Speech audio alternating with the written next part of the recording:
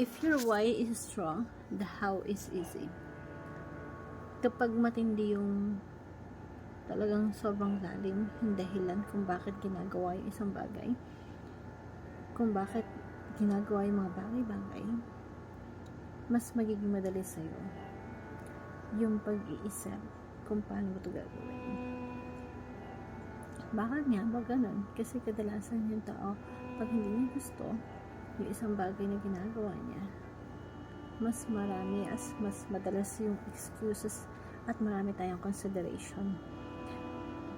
Mas madalas yung may nag-hold back sa atin sa paggawa ng mga bagay-bagay, andun lagi yung consideration.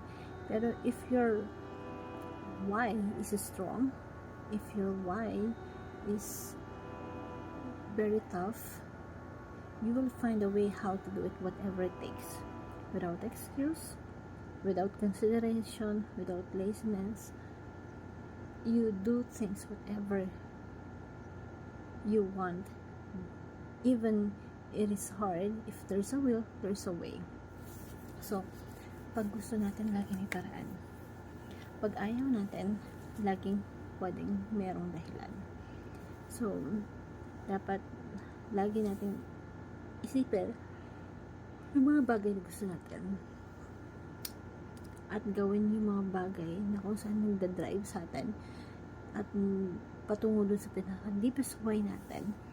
Lahat ng mga bagay, lahat ng mga steps na gagawin natin, madaling isipin, madaling execute, kasi gusto mo yung ginagawa mo eh.